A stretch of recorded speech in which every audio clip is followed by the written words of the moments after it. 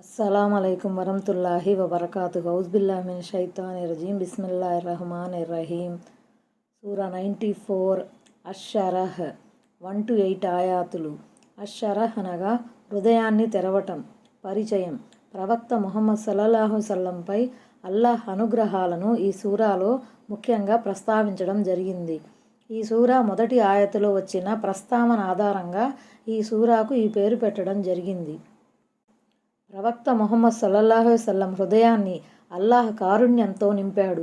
ప్రజలందరినీ ఆహ్వానించే విశాల హృదయం ప్రసాదించాడు. కష్ట నష్టాలను తొలగించి ఆయన హోదా గౌరవాలను ఇనుమడింపజేశాడు. కాబట్టి అధైర్యపడకుండా, కృంగిపోకుండా అల్లాహ్ ప్రసన్నత పొందటానికి తీరిక లభించినప్పుడు ఆరాధనలో నిమగ్నమైపోవాలని ఆయనకు బోధించడం జరిగింది.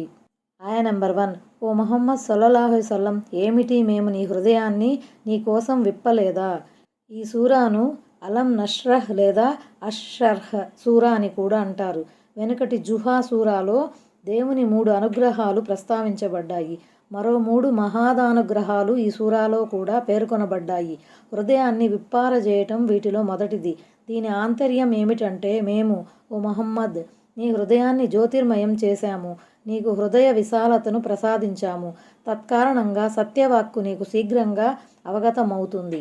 అది నీ పాలిట ఫలవంతమవుతుంది. ఈ విషయాన్నే దివ్య ఖురాన్లోని ఈ ఆయాతులో ఇలా చెప్పడం జరిగింది.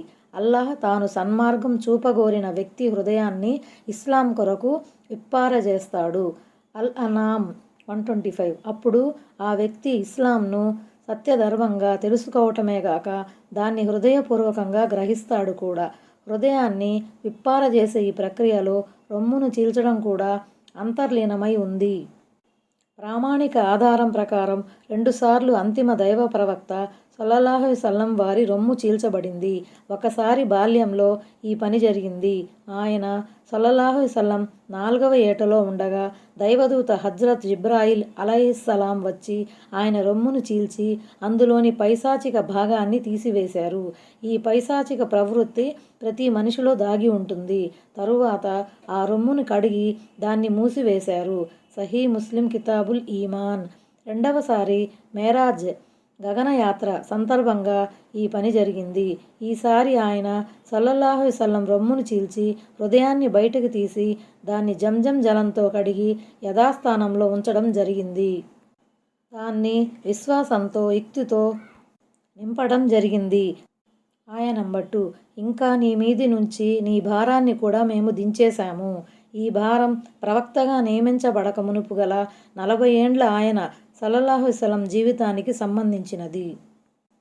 ఈ 40 ఏండ్ల కాలంలో ఆయన పాప కార్యాలకు దూరంగా ఉండినప్పటికీ, ఏ విగ్రహం ఎదుట కూడా ఆయన సాష్టాంగ ప్రణామం చేయనప్పటికీ, ఎన్నడూ సారాయి త్రాగనప్పటికీ, ఇతరత్రా చెడులకు ఆమడ దూరంగా ఉన్నప్పటికీ, ఈ కాలంలో తాను సజావుగా దైవారాధన చేయలేకపోయానే అన్న భావన ఆయన్ని కృంగదీసేది.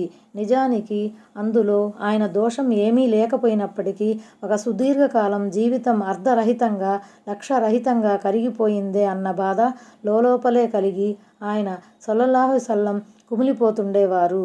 ఈ భారాన్ని ఆయన సల్లల్లాహు అలైహి వసల్లం పైనుంచి దించివేస్తున్నట్లు దేవుడు ప్రకటించి ఆయన సల్లల్లాహు అలైహి వసల్లంకు మహోపకారం చేశాడు.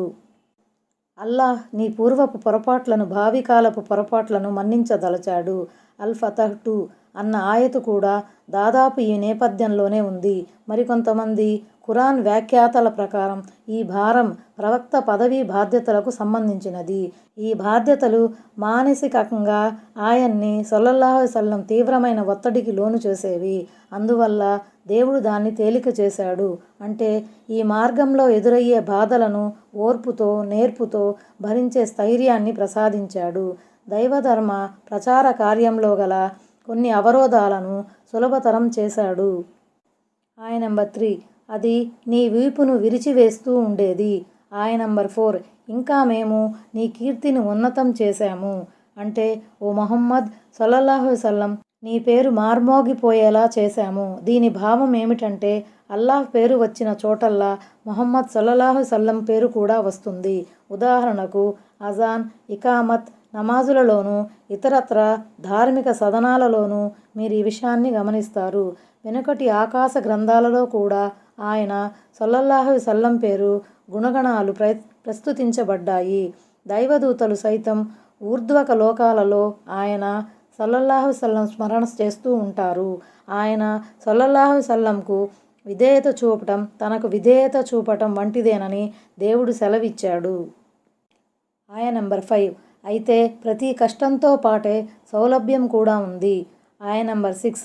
నిశ్చయంగా ప్రతి కష్టంతో పాటే సౌలభ్యం కూడా ఉంది. ఈ వాక్యంలో దైవ ప్రవక్త సల్లల్లాహు అలైహి వసల్లంకు ఆయన ప్రియ సహచరులకు శుభవార్త ఉంది. దైవ మార్గంలో కష్టాలు ఎదురైనంత మాత్రాన మీరు కలత చెందవలసిన అవసరం లేదని, ఈ కష్టాల తరువాత సుఖాలు కూడా వస్తాయని తెలియజేయబడింది. చివరికి జరిగింది కూడా అదే. యావత్ ప్రపంచానికి ఈ సంగతి తెలిసిందే. ఆయ నంబర్ 7. కాబట్టి నీకు తీరిక చిక్కినప్పుడు ఆరాధనలో గట్టిగా శ్రమించు. అంటే దైవధర్మ ప్రచార కార్యక్రమం నుండి, మిథ్యావాదులకు వ్యతిరేకంగా జరిగే పోరాటం నుండి వెసులుబాటు లభించినప్పుడల్లా ప్రార్థనల్లో లీనమై తీవ్రంగా పరిశ్రమించాలి. సుదీర్ఘమైన దువాలు చేయాలి. అలసిపోయే వరకు అల్లాహ్ను ఆరాధిస్తూనే ఉండాలి. ఆయ నంబర్ 8. నీ ప్రభువు వైపే మనసును లగ్నం చెయ్యి. అంటే నీ ప్రభువు పైనే ఆశలు పెట్టుకో. ఆయన నుంచే స్వర్గాన్ని కోరు. నీకేం కావాలన్నా ఆయన్నే అర్థించు. వ్యవహారాలన్నింటిలోనూ ఆయనపైనే నమ్మకం పెట్టుకో. ఆయనే నమ్మదగ్గ నేస్తం. అస్సలాము అలైకుం వరహ్మతుల్లాహి వబరకాతుహు.